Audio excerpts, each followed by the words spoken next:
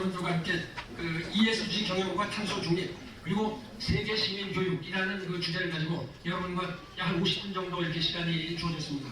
자세한 말씀을 드리기 전에 우선 그 학교명이 지난 4월에 KC대학교에서 강서대학교로 개명되었는데 학생들의 목소리를 바탕으로 학교 구성원 모두의 의사소통을 거쳐서 일궈낸 성과라고 알고 있습니다. 그 강서대학교가 이번 개명을 계기로 해서 우리 지역은 물론이고 국가와 세계의 그 발전에 더욱 기여하는 그 유수의 대학으로 발전해 나가기를 바랍니다. 제가 유엔 사무총장하면서 우리는 이 지구가 하나뿐이 없다. 이 수억 개의 그 행성이 있을지 모르지만은 인류가 살 수 있는 곳은 딱 이곳이 하나다. 우리가 하나이기 때문에 우리가 다른 B 플랜이 없다. A 플랜 A뿐이 있을 수가 없다. 라는 점을 늘 그 강조를 많이 했습니다. 제가 오늘 중점적으로 말씀드리려고 하는 겁니다만은 이 기업 경영에 있어서 새로운 패러다임이 생기고 있다. 그 ESG의 그 경영으로의 전환이다. 제가 지금 하나 말씀드리는 건 계속 강조하는 것은 이 ESG가 이 한때의 유행이 아니다. 그 어떤 사회의 그 어떤 희해를 베푸는 것처럼 기업이 막 인식 쓴다든가 이런 것이 아니고 이거는 계속 끝까지 밀고 나가야 될 이러한 그 유엔의 입장이다. 전체는 ESG 규모가 점점 커지고 있습니다. 이 정부든 기업이든 또 어떤 그 연기금 같은 이런 데서 ESG에 대한 그 확신이 상당히 많이 크고 있다. 예를 들어서 작년에 이 글로벌 그 금융기관, 세계적인 그 금융기관에서 돌리고 있는 돈이 이 40조 5천억 달러라고 합니다. 우리나라 그러니까 예산보다 우리나라 GDP의 25배나 되는 돈을 불리고 있다. 2030년에 가면은 130조까지 될 때니까 우리나라 GDP의 25배가 아니라 이게 한 4배가 더 100배, 우리나라 GDP의 100배까지 올라갈 수 있는 이런 돈을 무지하게 돌리고 있다. 이렇게 말씀드렸습니다. 둘째가 왜 중요하냐? 기후 위기를 넘어서 기후 재앙 수준으로 달려가고 있다. 사실 지구 온난화 이야기를 많이 이렇게 합니다. 저는 이 국가기후환경회의 그 위원장을 하면서 우리 한 장관님하고 긴밀히 일을 많이 이렇게 하면서 저 혼자 목소리를 많이 내봤자 제 몸만 아프지. 사실 우리나라 사람들이 그런데 별로 그 신경을 잘 안 씁니다.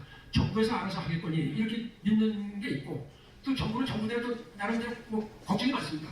그래서 지금 우리나라가 재작년에 문재인 대통령께서 참 다행히도 2050년까지 탄소 중립을 하겠다 발표를 했고 이거를 G7, G20 무슨 바이든 대통령하고 정상회담을 할 때 여러 차례에 가서 발표를 해버렸습니다. 일어나면서부터 계속 우리가 이제 산업 발전이라는 미명하에서 이 지구의 그 대기를 더럽혔죠. 지구에 열이 오고 있다. 이거를 빨리 정상 차원으로 하려면 우리가 2050년까지 탄소 중립을 하지 않으면 안 된다 이런 겁니다. 그래서 탄소 중립이 ESG에 상당한 중요한 그 평가 기준으로 다 들어가 있다. 제가 같은 약간 이 탄소 중립을 왜 해야 되느냐 이런 것이 ESG의 중요한 적인데 이 탄소 중립을 하지 않으면 우리나라는 물론이고 세계가 희망이 없다. 지금 전 세계적으로 보면요, 140몇 나라 정도가 탄소 중립을 하겠다고 발표했습니다. 2050년까지. 그 다음에 그걸 법으로 만든 나라는 아직 14나라뿐이 안 되는데 대한민국이 14번째로 법으로 만들었습니다. 2050 탄소 중립한다. 근데 더 이상 어떤 정부든지 여기서 물러설 수가 없죠. 그럼 안 하면 어떻게 되느냐? 안 하면 우리나라 경제는 결과적으로 이제 망하는 거죠. 왜냐하면 2025년부터 유로피안 유니언이 모든 제품이 탄소 연료로 된 제품을 수입에 어마어마한 관세를 붙이겠다. 이렇게 발표를 했습니다.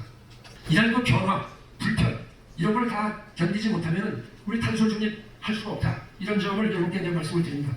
이런 것이 여러분들은 솔직히 말해서 그냥 그럭저럭 하시면 그냥 그런 대로 평생을 사실 수 있습니다.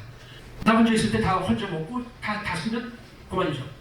그러니까 돈을 100만 원을 다 있으면 다 쓰고서 자식한테 한 푼도 안 물려준다든지 그렇게 되면 그 지속 가능한 것이 아니죠. 이 구청뿐만이 아니고 대한민국 구청이 잘하면 서울이 잘하고 서울이 잘하면 대한민국이 잘하고 이렇게 되는 거기 때문에 밑에서부터 바로 그 친환경적인 이런 걸 갖다가 해서 좀 그 정책의 그 부정의 그 방침을 그런 데 좀 신경을 써주셨으면 좋겠다 이렇게 생각을 합니다. 그래야만 기업도 성공하고 국가도 성공하고 세계가 성공한다. 제가 사실 여러분들께 그 겁을 주려고 말씀드리는 건 아닌데요. 조금 강조를 하면 좀 겁을 줘야 된다. 몇 년 전에 갔을 때 같은 데가 얼음이었는데 신발이 빠지는 겁니다. 푹푹 빠지는. 그만큼 빨리. 그 다음에 물이 똑똑똑똑 떨어지는 게 얼음이 녹는 게 별로 얼마 안 되는 것 같은데요. 북극이나 이런 데서 녹아서 헬기를 타고 이렇게 올 때 보니까요. 그 물이 떨어지는 소리가 나야가라 폭포 떨어지는 소리처럼 크다. 어마어마한 그 현상이 지금 벌어지고 있는 겁니다. 이 북극 이제 얼음이 다 녹으면은 북극 배가 통하는 날이 얼마 안 남았습니다. 이것은 정작 지구온난화 현상이고 우리 때문에 생긴 일이다. 해변이 올라오고 있죠. 계속 가만히 있어도 해수면은 1년에 2mm씩 올라옵니다. 근데 지금 이대로 가면요 2050년 되면 해수면이 최소 60cm에서부터 3m까지 올라간다. 얼음물이 녹으니까 바닷물이 올라가는 겁니다. 그럼 남태평양이나 카리브해에 가면요 많은 섬들은 그냥 물에 잠기고 맙니다. 솔직히 말해서 최하로 60cm만 올랐다. 인천 앞바다에서 서울까지 해서 60cm가 서울 시내에 물이 차면 자동차가 다닐 수 있습니까? 전기 다 끊어지죠. 그 다음에 엘리베이터 타고 못 올라가죠.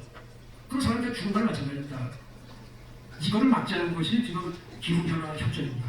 그래서 우리는 이제 더 이상 이게 되느냐 안 되느냐가 아니라 해야 된다. 이건 머스트가 해야 된다. 이제는 과학에 도전하는 사람이 없습니다. 얼마 전까지도 제가 초저장에 과학자들이 그 스케틱스가 있었어요. 회의론자들이. 이거 자꾸 뭐라고 얘기하는데 지금은 그런 사람이 하나도 없다. 그러니까 여러분들이 앞장서고 기관장들뿐만이 아니라 이제 학생들이 앞장서서요. 저는 그 학생들한테 가끔 이런 얘기합니다. 당신들이 주인이다. 지금 2030 세대의 목소리가 많이 큰데 당신들이 주인이고 금방 그 수년 내에 당신들이 지도적인 위치에서 있을 것이다. 여러분한테 우리 다 같이 노력을 해서 이 지속가능한 발전을 지속가능한 사회를 만들고 또 이 지구온난화로부터 지구와 우리 인류를 모두 구하는 이런 데 앞장서시길 바랍니다. 감사합니다.